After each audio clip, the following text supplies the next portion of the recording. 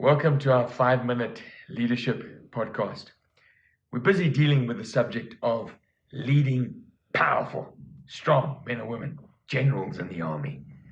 Now, every leader and every pastor is obligated to look after the widows and the orphans and those in distress, as well as strong men and women. It's just that leading strong people takes another set of skills, a different toolkit. David is a great example for us. So in this little series, we've been looking at 1 Chronicles 12, and we've looked at 6 things so far that David did to lead powerful men. Number 7, he didn't lead them as a pack. He led them individually. Verse 20 says, Adnah, Jozabad, Michael, Elihu, and Zelatai.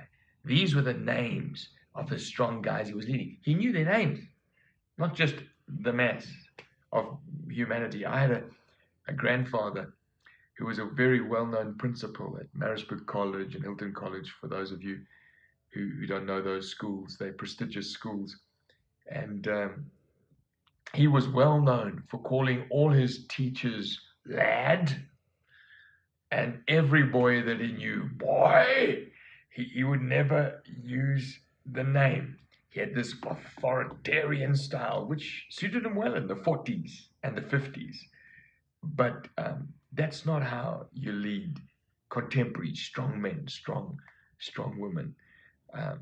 You learn their name. You notice them in a crowd. You call them individually. You take them on trips. You get to have individual meetings with them. They want to be heard. They want to have a chance of shaping your mutual destiny. Not only do you want to handle them one-on-one, you want to build relationally with them. So have some fun with them. In 1 Chronicles 12:38 it says, and all these were fighting men who volunteered to serve in the ranks. They came at Hebron fully determined to make David king over all Israel. They had a job on their hands. And all the rest of the Israelites were also in one mind to make David king over Israel.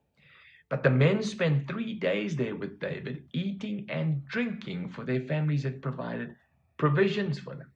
So he didn't just say, strap on your swords, come, we're going. He ate and drank with them for 3 days, laughing, relaxing, getting to know them as people. An ability to build relationally is huge when it comes to lead strong men and women. And I can remember once a very strong man who led me, wrote me a letter. And he said, Anne and myself, that was his wife's name, love you dearly. He used those words, love you dearly. And in the land of brew and brother and cliches, we love you dearly. He had a way of expressing and connecting with me emotionally. Go play golf if you play golf. Have meals together. You can go and watch their kids playing sport and get involved in what they're involved in. Show an interest. David did. In African culture, a handshake is not like the old British stiff upper lip, barely touch, shake hands and move on. No, they linger with the handshakes. And I can remember the first time an African man shook my hand and hung on for more than 3 seconds. It was so awkward.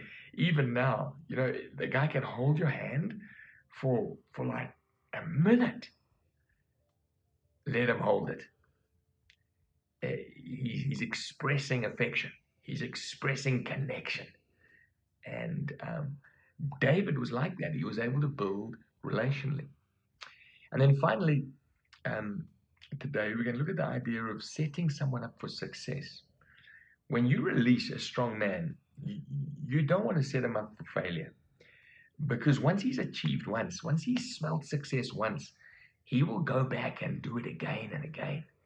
And so you want to equip him ahead of time. You want to show him the success factors, the thing that's going to make it a real thing that flies.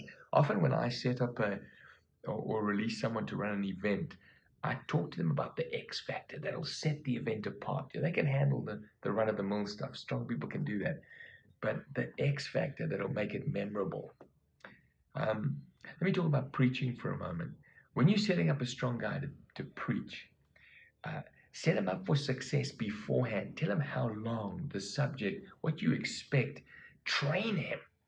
Not everybody can preach. Train him how to speak, as opposed to correcting him afterwards. I've got a serious issue with the method of leadership that says you crit people afterwards. Train them before and let them watch a movie of themselves afterwards and crit themselves. Works much better that way. You have another way of doing it.